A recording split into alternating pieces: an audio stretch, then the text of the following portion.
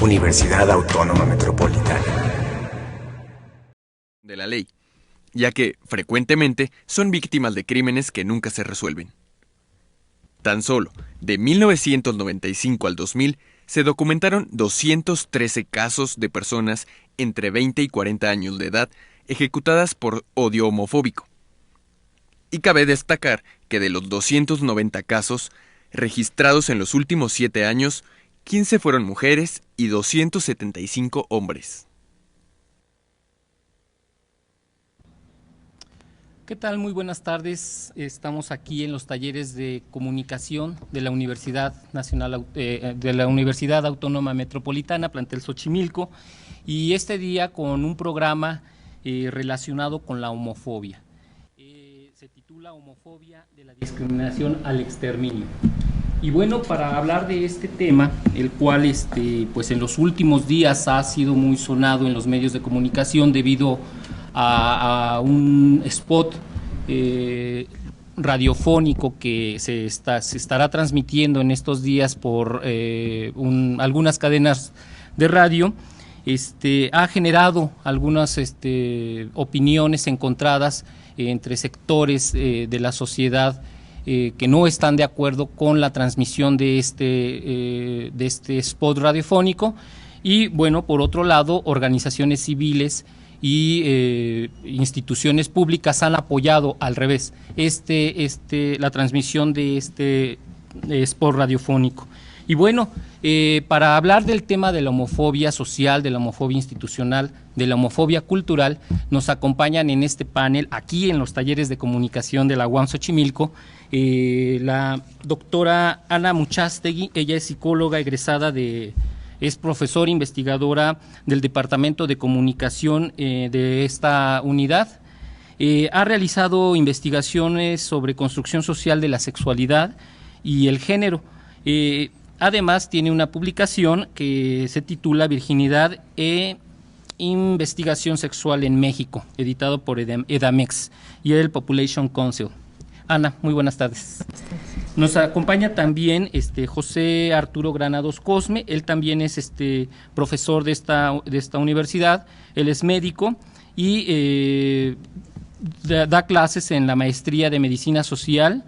Es profesor titulado del Departamento de Atención a la Salud de la UAM Xochimilco, y la línea de investigación que él ha seguido es sobre salud y sexualidad. Arturo, muy buenas tardes. También nos acompaña el licenciado Rodolfo Millán Dena. Él es asesor jurídico de la Comisión Ciudadana contra Crímenes de Odio por Homofobia, y además ha sido postulante desde hace más de 20 años, básicamente en casos referentes con discriminación hacia personas homosexuales. También nos acompaña el periodista Alejandro Brito. Él es director del suplemento Letra S del periódico La Jornada, y bueno, ha reflexionado en los últimos 15 años sobre el tema de la homofobia y la discriminación. Por último, también nos acompaña el doctor David Barrios Martínez. Él es sexólogo clínico y psicoterapeuta, director de la organización Caleidoscopía, espacio de cultura, salud y terapia sexual. Es autor también de un libro muy importante en el tema de la masculinidad que se llama Resignificando lo masculino, y otro con el título En las salas del placer.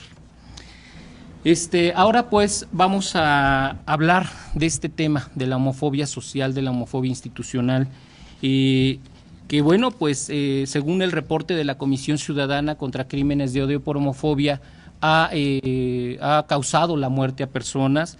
No nada más es la violencia física o la violencia simbólica, sino también ha llegado al extremo del exterminio, de aniquilar a una persona por su orientación sexual.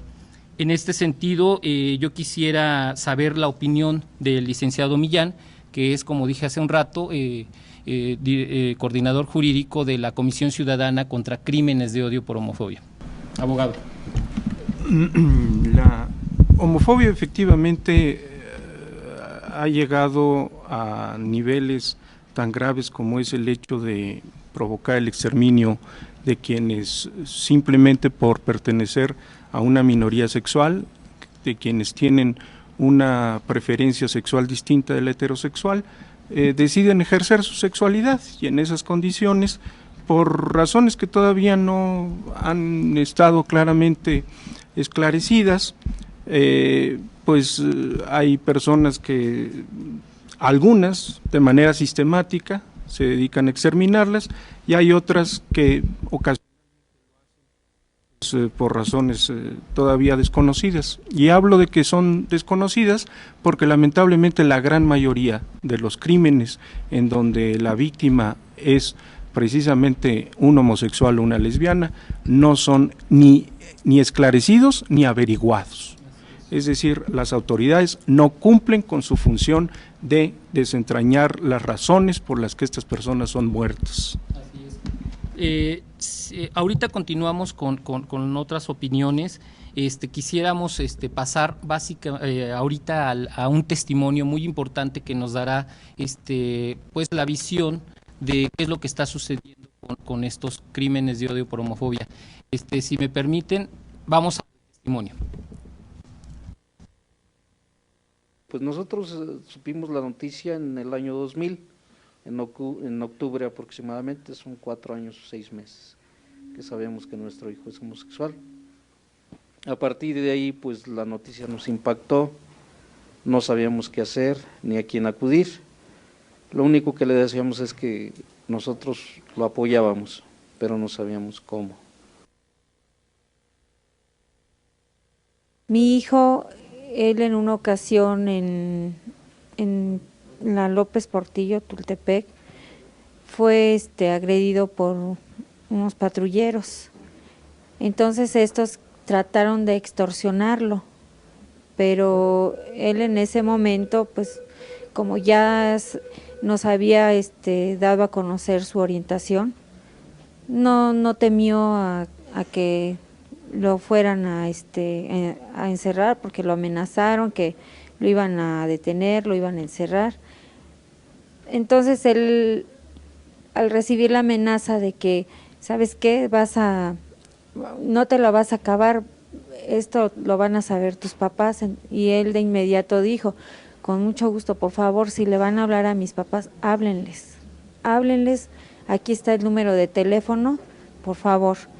Entonces ellos, al ver que mi hijo tomó esa actitud y con toda la seguridad, desistieron de la extorsión.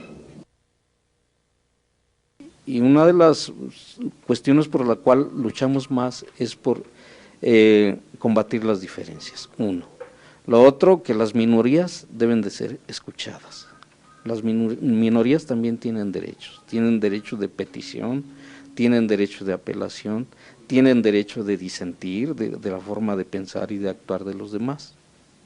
Porque queremos ser una sociedad incluyente, queremos sacar a los homosexuales de los guetos, de los antros, de la zona rosa, que somos parte de una sociedad y que nosotros tenemos una familia, por eso estamos, y que nosotros somos un tipo de familia diversa, diferente. No nos ajustamos a una familia tradicional. Entonces estamos diseñando un nuevo modelo de familia. Pues como vemos, el problema de la homofobia social, la homofobia institucional es un problema que parece ser invisible, pero pues en el ámbito de la vida cotidiana de mucha gente que quizá no lo dice, quizá no lo expresa, pues sí lo viven y sí lo sufren. Y bueno, antes de continuar, a mí me gustaría preguntarle al doctor David Barrios que nos definiera el concepto, qué se entiende por homofobia en general. Bueno, en términos generales, la homofobia no solamente incluye la discriminación hacia las personas homosexuales, sino también y sobre todo distintas formas de agresión manifestada no solamente en brutalidad mediante estos crímenes tan deleznables y tan amargos, sino también formas de agresión en la vida cotidiana. Por ejemplo, los chistes supuestamente gratos, entre comillas, que hacen befa y escarnio de las personas homosexuales. Por ejemplo, la discriminación laboral. Por ejemplo, las vejaciones y humillaciones que las personas en las escuelas, los trabajos, la calle, sufren por su orientación erótico-afectiva. La homofobia trasciende los ámbitos estrictamente relacionados con la ignorancia y con los tabúes, sino también tiene mucho que ver con dos aspectos que me parecen centrales. Uno es lo que podríamos llamar la patologización de los comportamientos sexuales, es decir, a pesar de que desde 1974 la homosexualidad ya ha sido desclasificada como una afección mental por las instituciones que se dedican a esto, la verdad es que en la cultura popular siguen predominando muchos mitos y muchos estereotipos que consideran a las orientaciones sexuales distintas a la heterosexualidad como patológicas, desviadas, perversas, y esto sigue permeando nuestra cultura. Y por otro lado, la ausencia prácticamente absoluta de una cultura de respeto a la diversidad sexual. Me parece que estos dos elementos, aunados a los mitos, tabúes, a la ignorancia, a los estereotipos, conforman un ámbito muy dramático, muy patético, que hace que la homofobia realmente domine distintos sectores de nuestra cultura. Claro.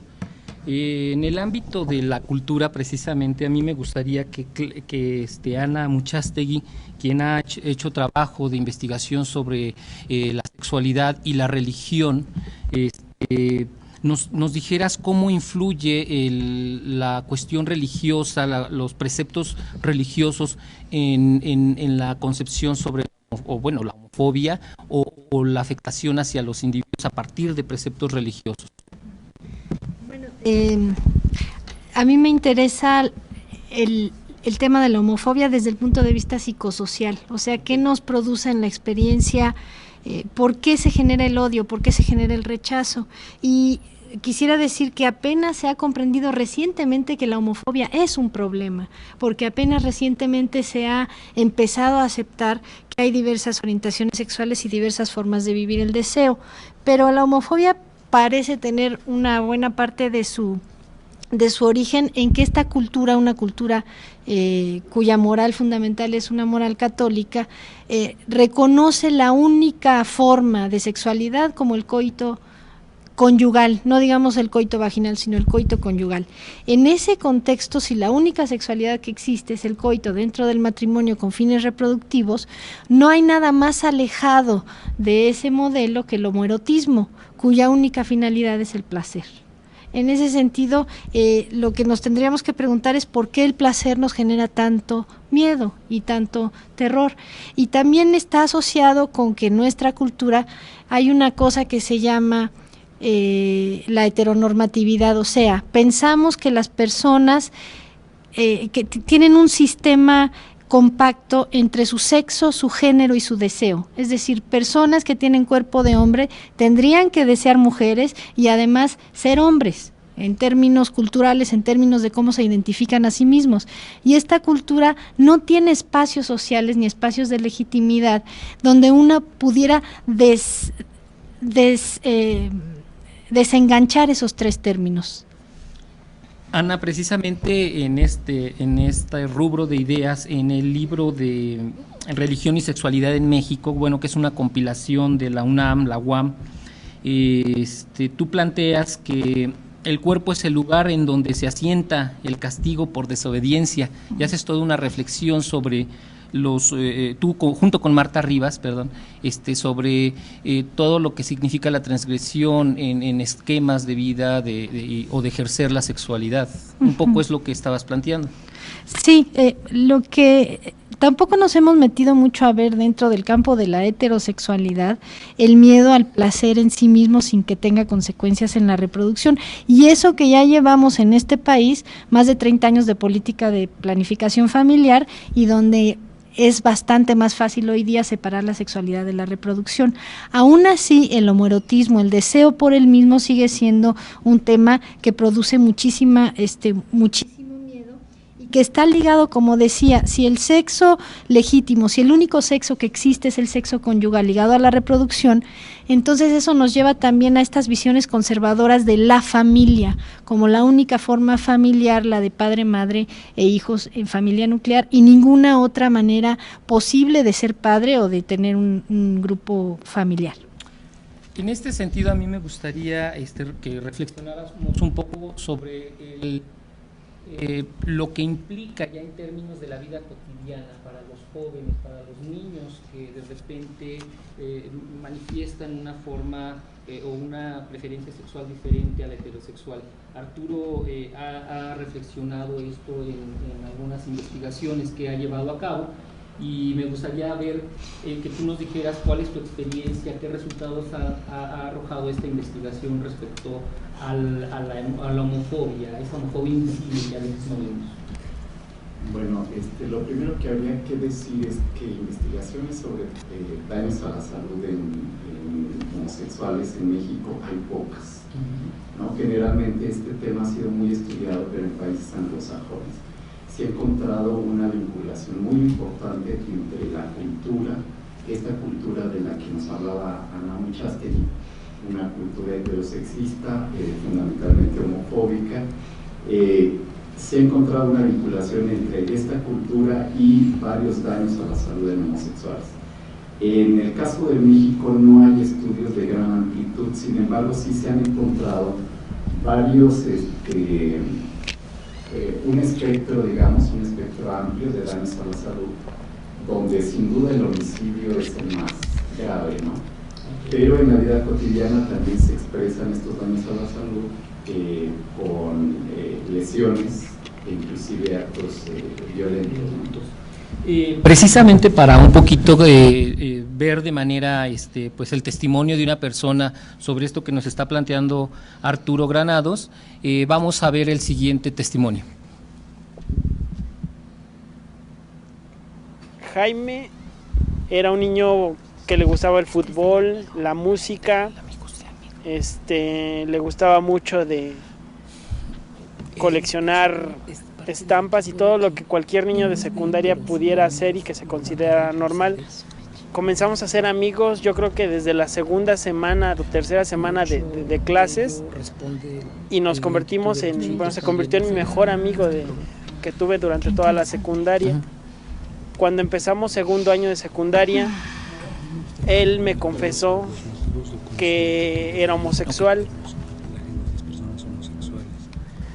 Una madrugada de domingo me llamó su mamá a las 2 de la mañana, bueno, recibí una llamada y me dijo que la acompañara, que la habían llamado del servicio médico forense. Ella estaba muy asustada, muy alterada, porque Jaime no había llegado esa tarde, esa noche, no había llegado a su casa. Yo la acompañé, llegamos al servicio médico forense.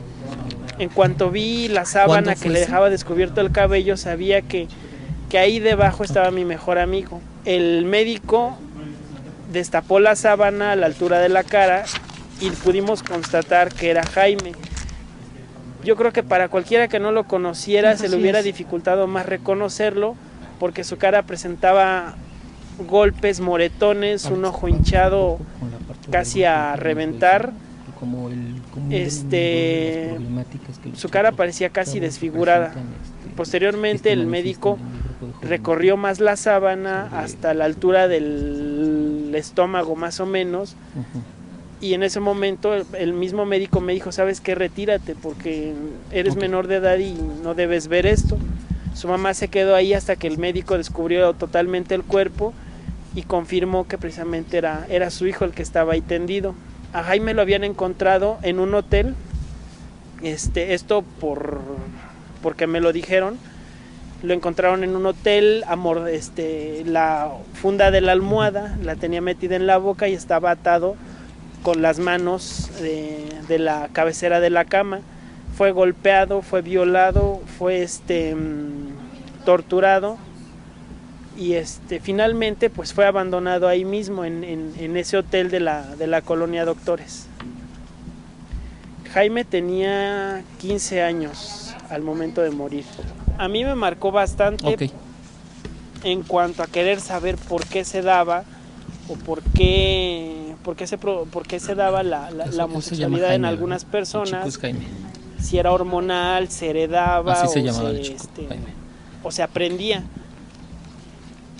También me abrió mucho el interés en cuanto a conocer qué era lo que se hacía para acabar con este tipo de cosas. Yo no sabía que era un crimen por homofobia hasta que no entré a a la preparatoria y me dijeron, es que lo que le pasó a tu amigo no fue otra cosa que una muestra de odio ante algo que se desconoce. Pues así sucede, estos casos lamentablemente se suscitan cotidianamente en nuestro país. Según estadísticas de la Comisión Ciudadana contra Crímenes de Odio por Homofobia, en su último informe, reporta que de 1995 al año 2001, luego de una revisión hemerográfica en el periódico La Prensa, se registraron 232 asesinatos contra personas homosexuales. Y bueno, esto, como planteaban hace un rato los ponentes, es una realidad. Se invisibiliza la homofobia en México. Las autoridades judiciales a veces pues dan carpetazo a este tipo de casos porque ellos argumentan que son crímenes pasionales. Alejandro, ¿cuál es tu experiencia en estos años que llevas ejerciendo el periodismo, haciendo investigación sobre estos temas? ¿Tú cómo percibes esta circunstancia de la invisibilización social de esta problemática? Sí, yo creo que podemos incluso pensar que el término mismo de homofobia aún no logra arraigar en nuestra sociedad, como digamos un término como el racismo, que sería el equivalente de la homofobia al racismo. Sin embargo, homofobia todavía no arraiga tanto como el racismo. Y aquí lo que ha hecho mucha falta es documentar qué provoca, cuáles son las causas, cuáles son los agravios de la homofobia, ¿no? Lo que ha hecho, por ejemplo, José Arturo Granados es muy importante porque no sabemos cuáles son esos daños que provoca la homofobia, ¿no? Y mucha gente incluso no se siente que sea homófoba. Yo creo que está tan arraigada en nuestra sociedad la homofobia que muchas veces la misma gente no se da cuenta que en realidad tiene actitudes homófobas, ¿no? Por ejemplo, hay gente que dice, está bien que sean homosexuales, está bien que sean gays, lesbianas, transexuales, pero ¿por qué tienen que exhibirse? ¿Por qué tienen que decirlo abiertamente, no? Ahí ya hay una expresión, hay un contenido de homofobia, ¿no? A mí una vez me preguntaba eso un conductor de radio y yo le decía, bueno, no me parece que haya mayor exhibicionismo en las marchas gays que en los campeonatos de fútbol, ¿no? Cuando todos se quitan la ropa y se pintan en los cuerpos y todo. ¿Cuál sería ahí la diferencia? ¿Por qué se tasa de diferente manera a un grupo de la sociedad a otro? También he escuchado mucho que se dice, yo los respeto mientras no se metan conmigo. Ahí también hay un contenido de homofobia en esa expresión, ¿no? Porque se está considerando que los homosexuales y las lesbianas son esa gente que se va a meter, que es agresiva, que es seductora, ¿no? que lúbrica, digamos, ¿no? que seduce de tiempo completo, ¿no? Entonces dice, mientras no se metan conmigo. Hay una serie de expresiones que por supuesto están, como decía David, los chistes, las bromas, que dan cuenta de cómo está tan arraigada esa homofobia, ¿no? Hay un aspecto importante que nos plantea este informe de la Comisión Ciudadana, que se refiere a que los familiares o los conocidos de las personas que han sido asesinadas por motivos de homofobia a veces olvidan de casos, abogado. ¿A qué responde, desde su punto de vista, qué responde este olvido, esta invisibilización que también la familia hace de estos casos? No es un olvido. Las familias tienen perfectamente clara que su obligación en todo caso sería reclamar que se hiciera justicia, que se investigara y que se castigara a quienes han cometido agravio en contra de algunos de sus familiares. Lo que ocurre es que precisamente este entorno social y cultural provoca que el estigma que antes tenía aquel que fue asesinado le rebote a la familia y entonces se sienten igualmente estigmatizados y las familias no están dispuestas a salir del closet, por el contrario, muchas de ellas averiguan en el momento en que van a identificar el cadáver que su familiar, que la víctima de ese asesinato también era gay o que era lesbiana. Y en esas condiciones de pronto se les viene el mundo encima y con ello el estigma. Cuando se enfrentan además a la autoridad que se encarga precisamente de castigarlos aún más, diciéndole, ¿sabe usted por qué lo mataron? Lo mataron por maricón. Y entonces la familia se encuentra no solo enfrentada a su propia homofobia, sino enfrentada a la homofobia del entorno, y en esas condiciones prefieren, como alguna vez lo manifestó la madre de uno de estos asesinados, prefieren dejarlo a Dios antes que salir del closet y enfrentar. Claro. En este sentido, muchas veces las personas que han sido violentadas, que no ha habido, no se ha llegado al caso máximo de violencia y de asesinato, de aniquilación, pues tienen repercusiones en su psicológicas. ¿Qué sucede, David Barrios, cuando llega un chico o una chica que ha sido violentada de esta forma por homofobia? Bueno, a mí me parece muy importante relatar un poco la experiencia de psicoterapia, porque es una manera de establecer qué repercusión en la esfera emocional tiene esta homofobia social y cómo puede traducirse también en la internalización de la homofobia, que es otro aspecto que me parece importante. Tenemos a chicos y chicas homosexuales que han vivido, que se han desarrollado en un entorno de menosprecio, de burla, de denuestos hacia la homosexualidad, que van creciendo a veces con la idea de que han traicionado a sus padres, porque papá y mamá esperaban un hijo o una hija heterosexual, no un hijo o una hija homosexual, y eso va directamente al disco duro de la computadora, no a cualquier disquete. Pero además en el entorno de la escuela hay también burlas, denuestos, chistes de pésimo gusto, agresiones verbales y físicas, y siguen construyéndose. Pero además hay una influencia religiosa que hace equivalente su orientación sexual al pecado o a la depravación, de tal manera que el cóctel es completo y es amplio, y esa es la repercusión que puede haber sobre la esfera de las emociones. A mí todavía, en el año 2005, ha habido jóvenes homosexuales, chicas lesbianas, que me han dicho, doctor, necesito que me cures. Han internalizado la idea de que es una enfermedad o que es una anomalía. Me parece que esas son algunas de las repercusiones importantes que hay en la esfera emocional y psicológica que se traduce en los motivos de consulta. Ok, bueno, pues vamos a una pausa. Estamos aquí en los talleres de comunicación de la Universidad Autónoma Metropolitana, plantel Xochimilco, con el programa Homofobia, de la discriminación al exterminio.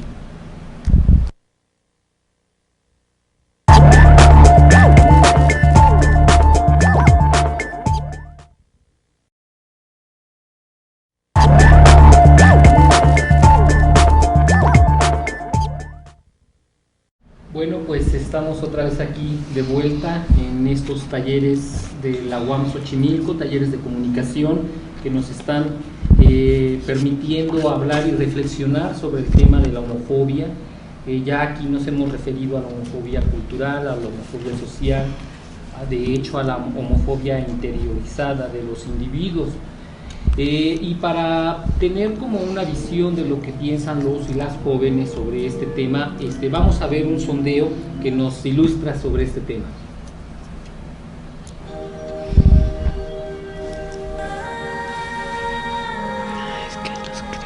Pues, no sé, yo creo que muchas personas como que tienen una falsa imagen de lo que debe de ser la moral o de lo que debe ser la forma de vida de, no sé, de todo el mundo, y es como una especie de racismo hasta cierta manera, de fascismo, solamente por ser distinto, por ser diferente que lo que debe de ser o lo que se cree que debe de ser, ¿no? Yo pienso que más que nada es por intolerancia o por ignorancia también.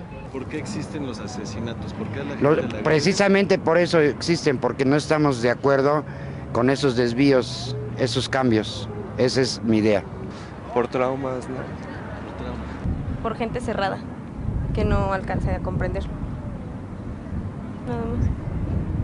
Pues con respecto a la homofobia, yo creo que es una falta de cultura, de no conocer lo que es el ambiente gay. Digo, son personas que somos iguales que todos, tenemos los mismos valores y la única diferencia es la preferencia de orientación sexual. Yo creo que es más bien un odio o quizá un miedo a descubrir cosas que también las otras personas tienen.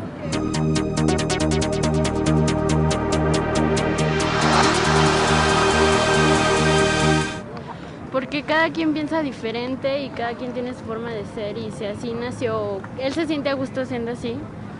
Porque todo el mundo le tiene que respetar. Yo creo que es indispensable para la sociedad, ¿no? El respeto hacia la gente, porque como individuos. Exactamente. Cada quien tiene o merece que su respetar, respeto. Ajá. Como respeto hacia uno y como respeto hacia la demás gente. Pues porque son iguales que todos nosotros, ¿no? Todos somos iguales.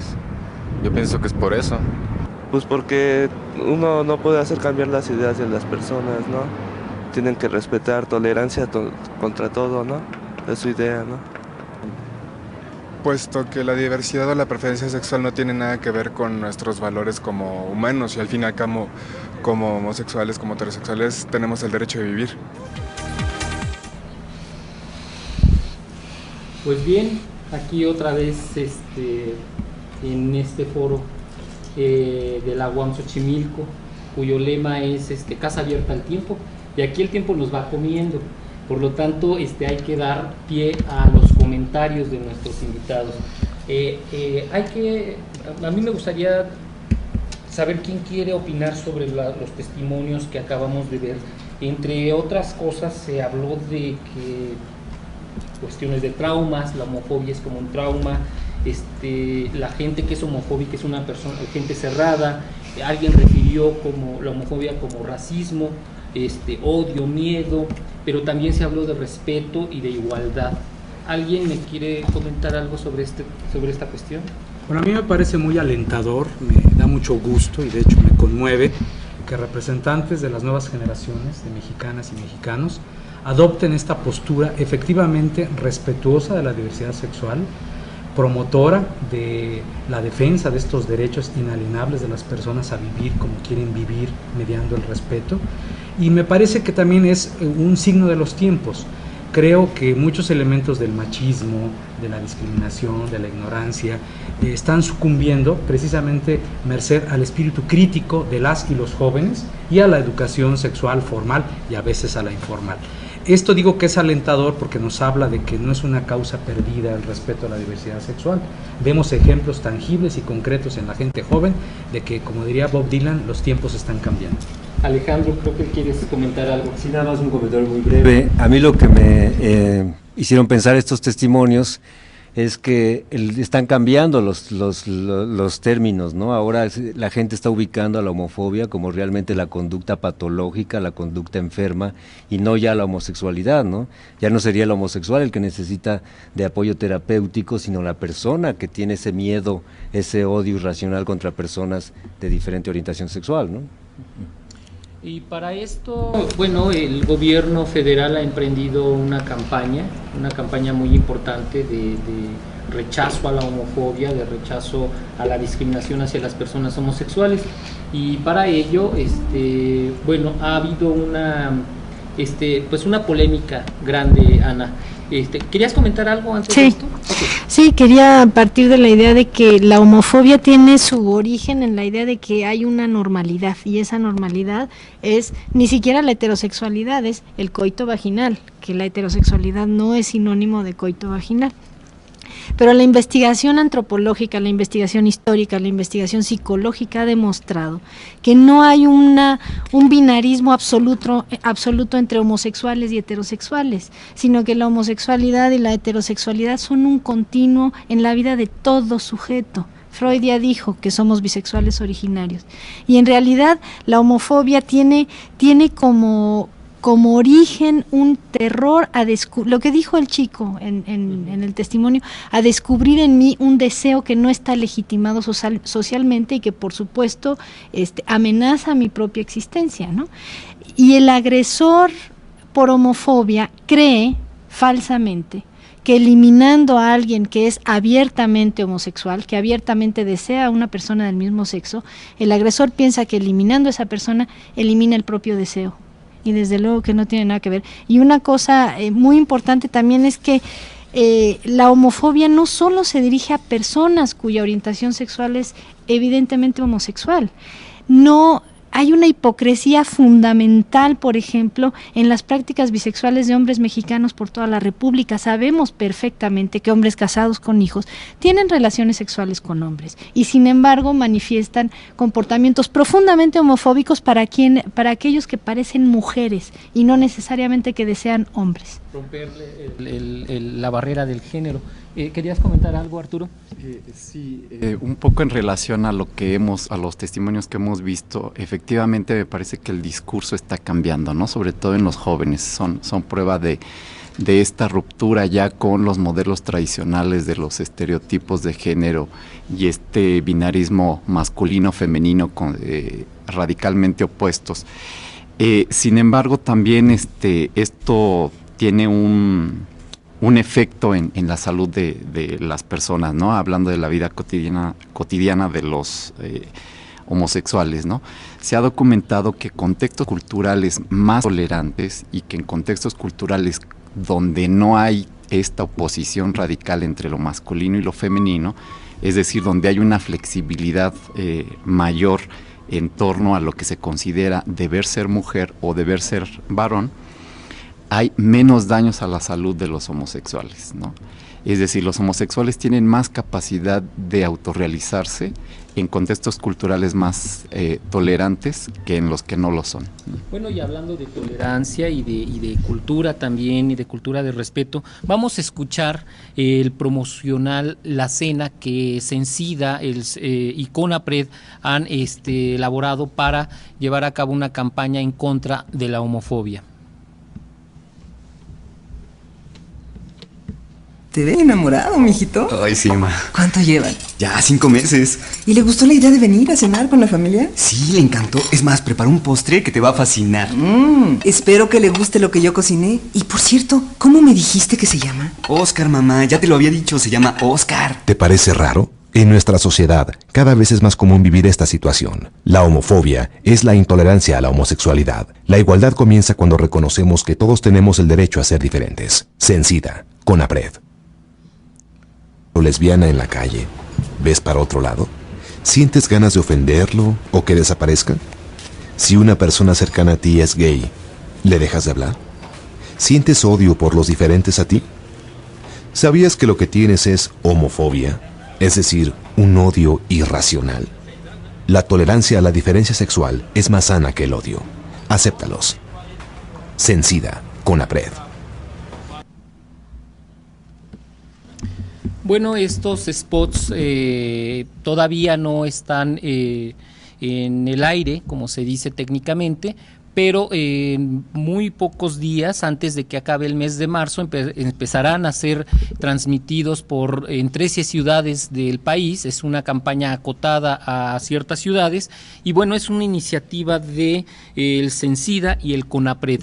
En este sentido, Alejandro, yo quisiera que tú me dieras tu opinión. Aquí hay un factor importante, una institución que tiene el encargo de ver las políticas en torno al VIH-Sida.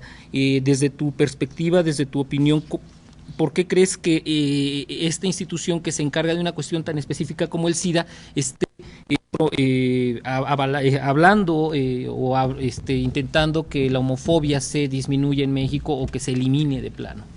¿Cuál es esta relación entre SIDA y homofobia? Bueno, en primer lugar, porque se ha identificado que la homofobia es uno, si no el mayor obstáculo para lograr el control de esta epidemia, por lo menos en nuestro país, porque en primer lugar afecta, la epidemia del SIDA sigue afectando mayoritariamente a los hombres, y dentro de este sector, estamos hablando del 85%, dentro de este sector sobre todo a los hombres que tienen relaciones sexuales con otros hombres, es decir, aquellos que expresan su deseo y lo llevan a cabo por otros hombres sin que se consideren a sí mismos como homosexuales, ¿no? Lo que decía Ana hace rato.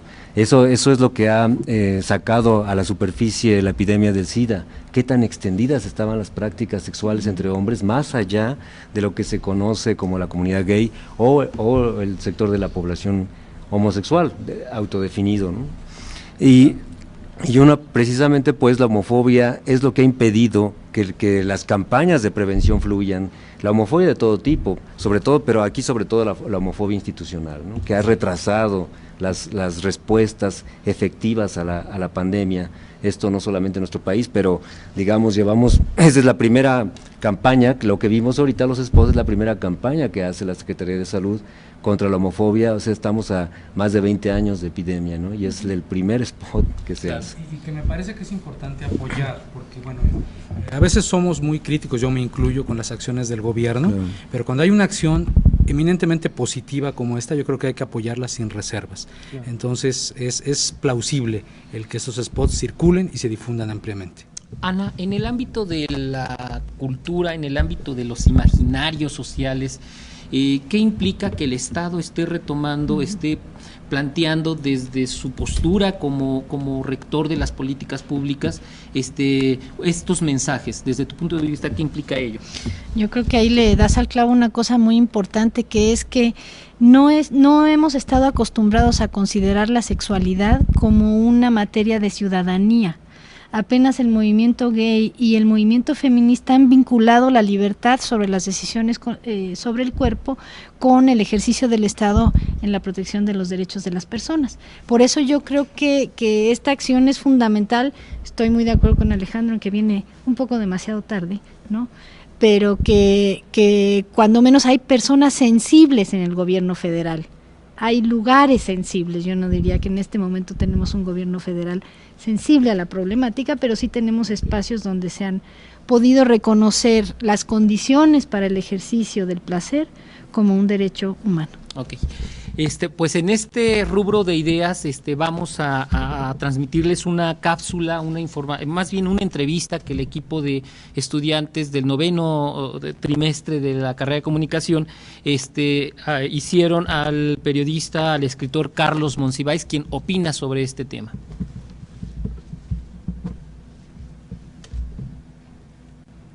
La homofobia es un término que surge en la década de 1970 para calificar un comportamiento irracional, ilegal.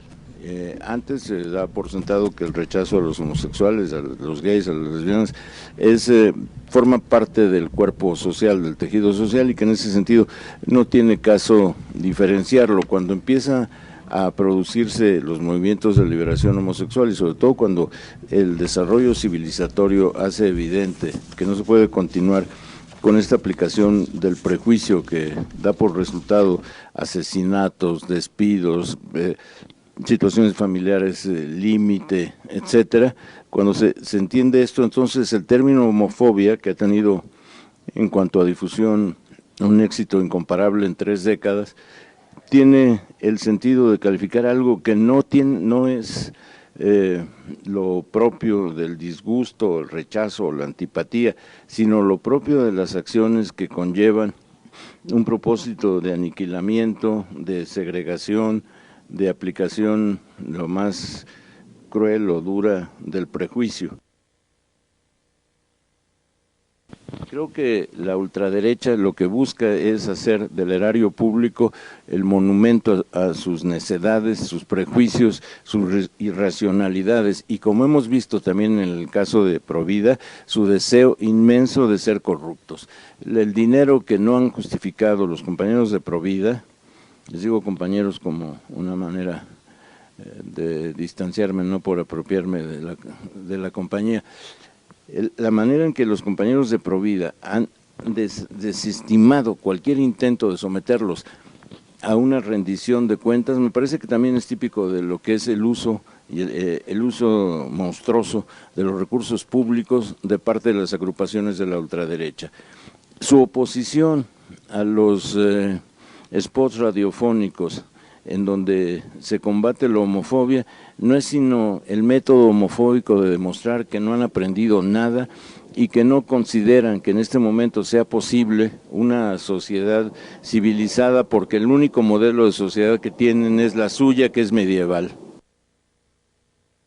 Es una manera de recordarle a la sociedad cómo sus prejuicios la empobrecen, la despojan de un sentido verdaderamente comunitario y causan la infelicidad continua y a veces muy tajante de miles, de cientos de miles de millones de personas. La homofobia no es una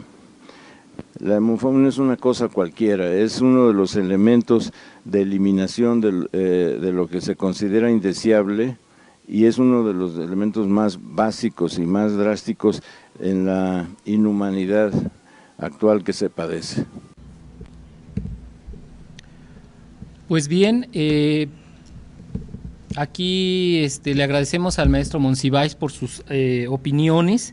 Y bueno, pues comentarios de la mesa, esta parte donde él habla de los grupos conservadores y su negativa o su postura, pues de repente beligerante en contra de acciones del gobierno en favor de la que buscan eliminar la discriminación contra personas homosexuales. A mí me parece que es importante que la sociedad civil se manifieste en apoyo a estos spots de radio, porque es una de las maneras tangibles, concretas, de cerrarle el paso a opiniones conservadoras y retardatarias al estilo de los ciudadanos Norberto Rivera y Jorge Serrano Limón. No cabe duda que el gobierno actual es un gobierno cuya composición de la derecha es muy fuerte, y el hecho de que haya manifestaciones al interior del gobierno a favor de una cultura de respeto a la diversidad sexual, yo insisto, es algo plausible que como sociedad civil debemos apoyar.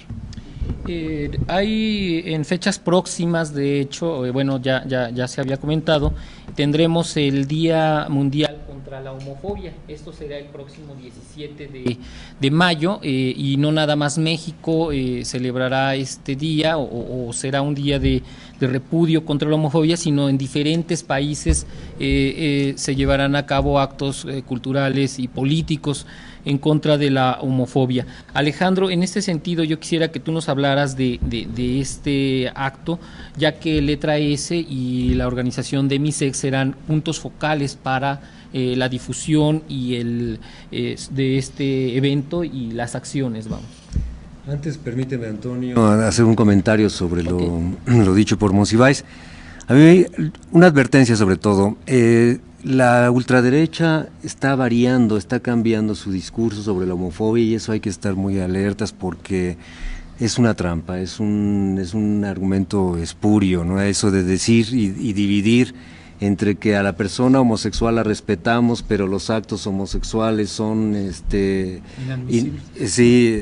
intrínsecamente perversos, o achacar a este tipo de spots como una corriente. Ellos no hablan homosexualidad, ellos dicen homosexualismo, como si fuera una corriente de opinión, como si fuera una ideología que se puede imponer o que se puede lograr adeptos al homosexualismo, así lo manejan ellos, ¿no? Entonces es una manera muy tramposa de exponer el asunto, como si la condición de ser homosexual no fuera una condición humana más, ¿no? Y entonces el tener prácticas sexuales o no sería, digamos, en ese sentido secundario, pero es una condición humana. Y lo otro, son jornadas, una jornada mundial de lucha contra la homofobia. Se está planteando que sea el 17 de mayo, porque ese día, en 1990, la Organización Mundial de la Salud borró a la homosexualidad de su lista de enfermedades patológicas, ¿no? Y estamos ya, serían 15 años, ¿no? 15 años. Y bueno, queremos celebrarlo en la mayoría de los lugares posibles. Estamos organizando una serie de eventos, de actos que daremos a conocer públicamente, y queremos que se haga en todo el país, ¿no? Okay. Y no nada más por los grupos gays, sino también por todas las organizaciones y personas que se quieran unir a esta campaña, ¿no? Licenciado Millán, usted hacía una declaración de que entre más se hable del tema de la homofobia, de lo gay en los medios de comunicación, o se discuta a nivel político, de repente eso también repercutirá en agresiones. Usted daba un ejemplo de que en Brasil la visibilidad gay ha tenido como consecuencia pues también más violencia, más agresiones. ¿Podría reflexionar sobre este asunto? Sí, efectivamente, en Brasil lo que ocurre es que la violencia en contra de los homosexuales es terrible. Hay anécdotas que hablan de que cuando un equipo de fútbol pierde, entonces sus hinchas salen a las calles buscando homosexuales para golpearlos y asesinarlos. Y ha sido esa experiencia precisamente la de los brasileños la que ha establecido esa correlación. A mayor visibilidad de quienes buscan el ejercicio libre de su sexualidad, en este caso homosexuales y lesbianas, van a sufrir como consecuencia mayor violencia. Efectivamente lo que se ha mencionado aquí en el sentido de que es el miedo a descubrir en sí mismo algún deseo que no está legitimado, también tiene que ver en este caso concreto con los crímenes. Hay ese desdén por lo femenino, desde esa perspectiva machista y patriarcal, y por tanto ese desdén que se vuelve enojo, ira en contra de quienes atentan contra ese esquema patriarcal, provoca también que muchos la hipótesis que ha manejado la comisión, entre otras cosas, es que hay asesinos que han encontrado que este grupo minoritario, gays y lesbianas y todos los que son diversos en ese sentido, son mucho más vulnerables a la violencia y por eso también han emprendido de manera sistemática una campaña para exterminarlos. Bueno, pues el tiempo es un gran enemigo de estos programas de televisión. Yo le pediría a cada quien con una conclusión muy concreta. Por favor, Ana. Bueno, yo nada más repetir lo que ya se ha dicho, que empecemos a considerar la posibilidad de que las condiciones para el ejercicio del placer son un ejercicio ciudadano y son un ejercicio que no se remite a la privacidad de los dormitorios, sino que requerimos de un movimiento colectivo que defienda la libertad de cada uno de nosotros, respetando la libertad ajena. Doctor Barrios.